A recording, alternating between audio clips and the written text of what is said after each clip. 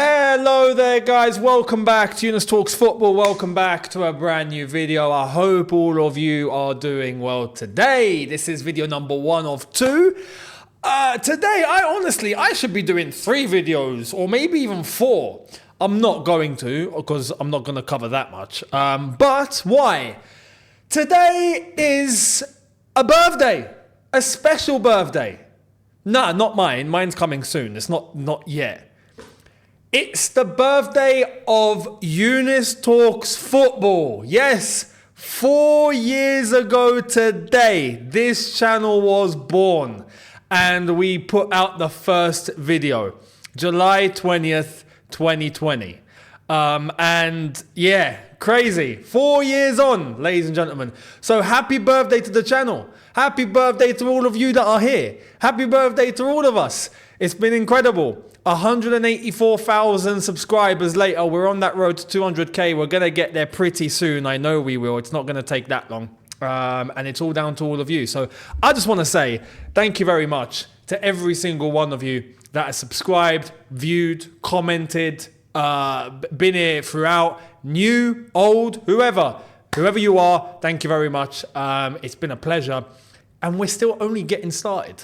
That's just the reality. So bigger and better things are coming, but 4 years in the making, and yeah, amazing. So happy birthday to the channel, and thank you to all of you.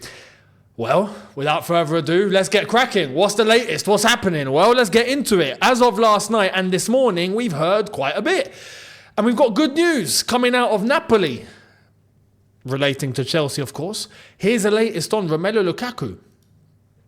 Romelu Lukaku keeps waiting for Napoli. He wants to work under Antonio Conte again. Romelu will reduce his salary from 11 million euros net per season to 6 million euros until June 2027 to sign for Napoli. Deal depends on Napoli-Chelsea negotiations and Osimhen exit with PSG pushing. No surprises here. No surprises here. And on top of that, I'm just going to relay the information straight away. Di Marzio has told us as of the early hours of this morning or last night, this. Napoli have agreed a 3-year contract with Lukaku, worth £5 million a year plus a bonus. They now have to agree a deal with Chelsea, who want £29.5 million for him, but Napoli want to spend less. Like I said last night, go and get the deal for Osimhen done. Pocket that money and then give us our money. It's as simple as that. It's as simple as that. But it's nice to hear and it's encouraging that Napoli have agreed personal terms with Romelu Lukaku. And it's crazy. Lukaku, you see, this is the situation he's put himself in. I have to say this, right?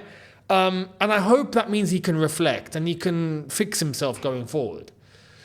He had everything that he could have got at Chelsea.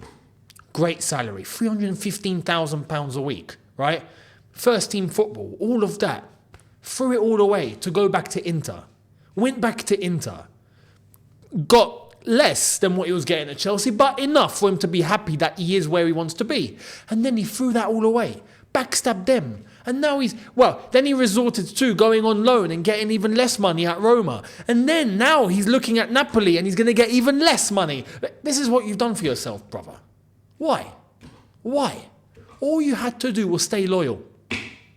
All you had to do was stay loyal. Stay loyal. Chelsea, none of this would have happened. Then you had a second chance. You went to where you wanted to go to. If you stayed loyal at Inter Milan, this wouldn't have happened. I have nothing else to say. Honestly, nothing else to say. He's blown it for himself. Well, he's not blown it. He's still a very rich man, I'm sure. But it could have been better. It just really could have been much better. So it's a shame. It's a shame. Anyway, I hope Napoli get a deal done. I hope he accepts. Well, he has accepted personal terms, but I hope they can get Osimhen off their books and then get the deal done for Lukaku. Fingers crossed that's going to be done very soon. So let me know your thoughts on that one. Yesterday, I spoke about Leslie Ugochukwu and how he needs minutes and how a loan move that's looking very likely for him now would be very good for him. And it will be, right? But I mentioned Premier League clubs and how that just doesn't seem to work nowadays. And Germany. And German clubs who apparently are interested in Ugochukwu. But I want to throw an alternative. A club that I did mention at the end of yesterday's video. What do we think of this? Let me show you. In May, the end of May, there was a link that I didn't know about and I didn't cover between Fenerbahce and Ugochukwu and how they wanted to get a transfer done for him. Well, how would you guys feel? I'm going to put the question out because we've not heard about this since late May. Ugochukwu on loan to Fenerbahce? They need a midfielder.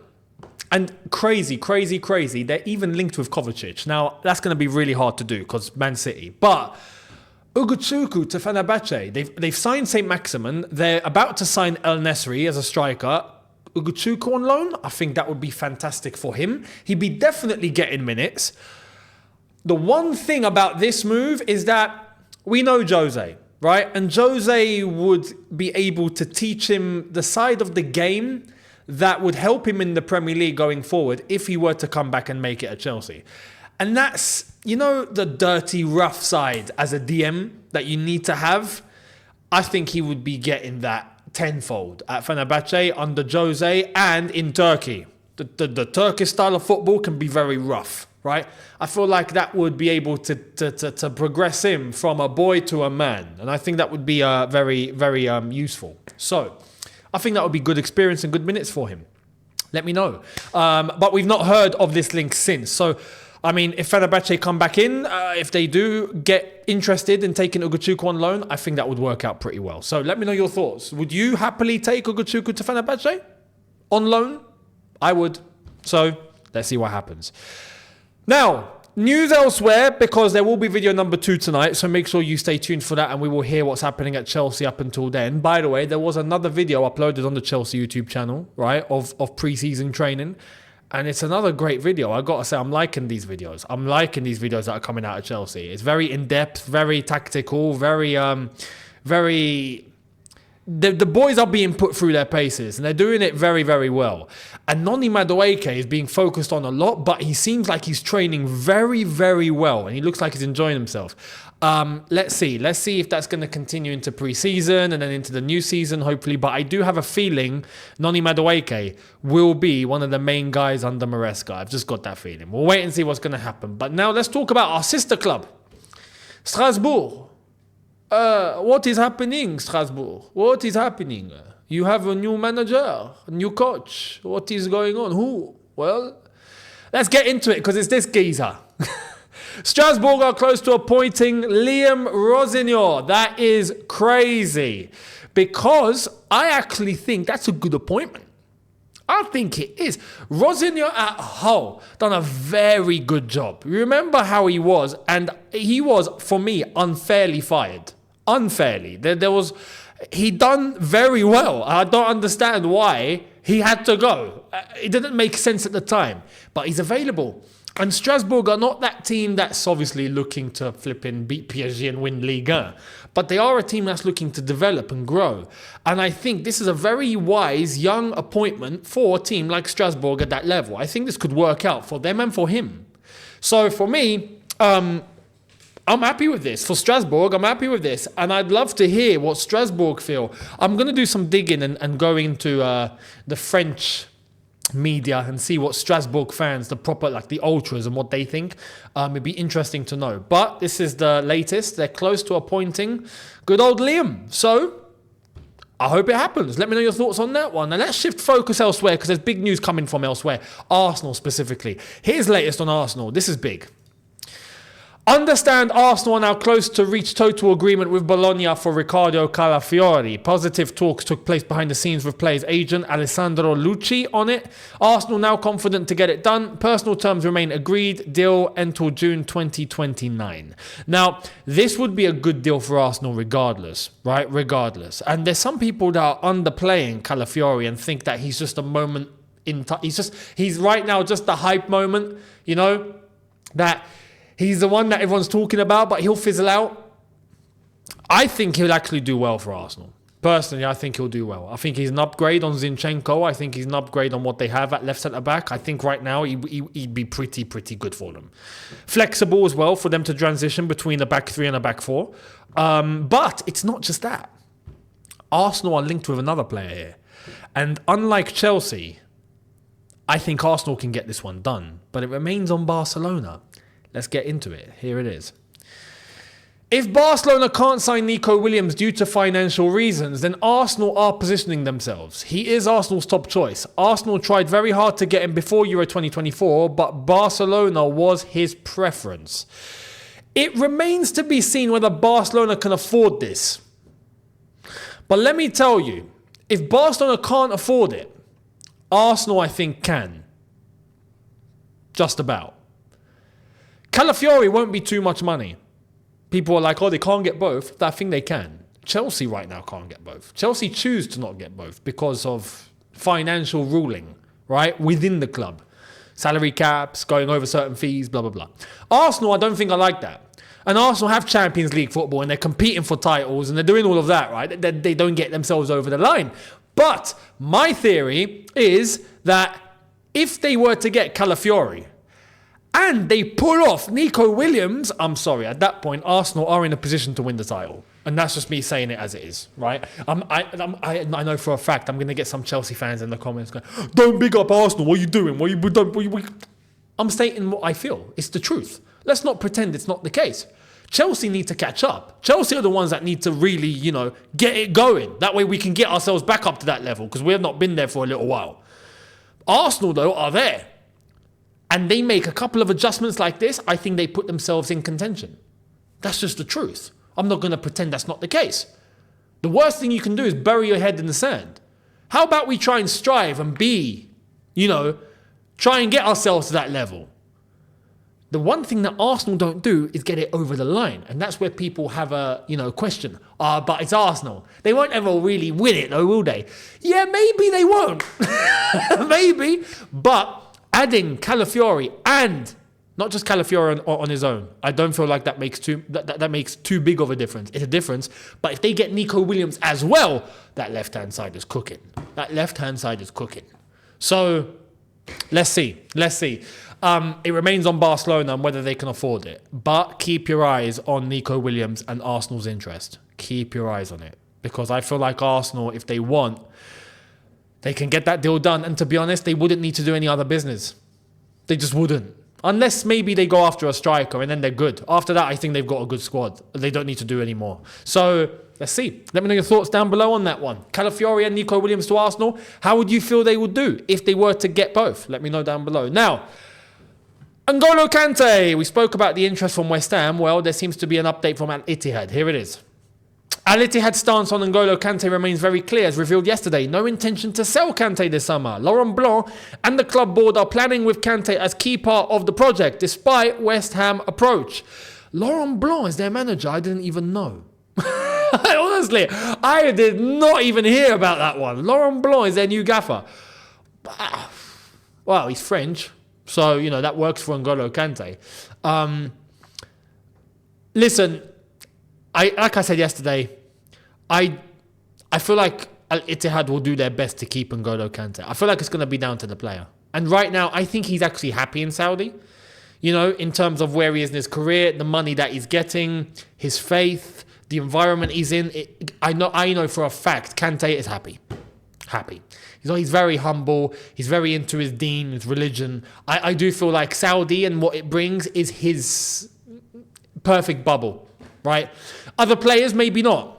But Kante, I feel like he's at home. So that's the one thing. It's going to depend on him. If he wants to go, he'll go. If he wants to stay, he ain't going anywhere. Al Ittihad will be happy to keep him. So let's wait and see. Hopefully he stays put and doesn't go to West Ham. That's my hope anyway. So let me know your thoughts on that one. As we come to an end, couple of stories elsewhere. Man United remain open to bringing one more centre-back after Lenny Oro. Outgoings are needed in order to proceed. Matthijs de Ligt still on the list, but Man United will only proceed at their conditions. Same for Branthwaite, still high on list, but not for 70 or 75 million pounds. And I agree with United on this. Branthwaite has too much money. Come on. 50, 55 maybe, 70, 75 is... come on. Too much. It's too much. But de Ligt, I still think it's going to be de Ligt. Now, apparently, there's not been much movement between de Ligt and Man United, right? But I still think that's going to be the one that's done eventually. It's just a matter of money on the table. So let's see. I think United would be content with De Ligt and Lenny Yoro as their 2 new centre-backs, and I think that would be an upgrade on what they've had in defence. They've had to upgrade that defence for a while, and I feel like they're upgrading it by getting those 2 in. Beautiful blend between experience and youth. Beautiful blend. And that's what you want to do. That's the perfect balance. So I have to be honest, it's good business for United. Let's wait and see. And out of Bayern Munich, here's the latest. Bayern's goal is to sign Xavi Simons now. Bayern and PSG are negotiating and personal terms have been agreed upon. That's from Florian Plettenberg. Listen, Bayern Munich are surprising me here. I thought they didn't have money. Turns out they do. Turns out they do. I thought they were broke. They're pulling off Elise. They're looking at Xavi Simons. Yeah, clearly you've got a bank account. I thought they'd be restricted, but they're not. So very good for Vincent Kompany. And he's definitely being given the tools. He's got no excuses. Really, he's got no excuses. You're getting players like this, you've got no excuse. So let's wait and see. But this would be good business for Bayern Munich. And PSG, clearly, it looks like they're going through a complete revamp. It looks like they're trying to do things, I hate the word, in a more sustainable way. Instead of just splashing the money wherever it needs to be splashed. Except for getting Victor Osimhen. I feel like they need to do that. But elsewhere, it looks like they're trying to be a bit more sensible and not just flash the cash. So let's wait and see what PSG are going to be looking like next season. It's going to be interesting to see their change of direction and where they're heading. So let me know your thoughts on Bayern Munich, where you think they're heading, and PSG, and where you think they're heading. Let me know down below. Much appreciated. And I will catch all of you tonight for video number 2 on what is the special 4th anniversary of YTF. The 4th birthday of Younes Talks Football. I will be here for video number 2. Make sure you are as well. Hit the subscribe button, notification bell on. Check out the socials on screen and in the description. And I will catch all of you later on tonight. Have a good one, people. See you lot then. Take care and peace.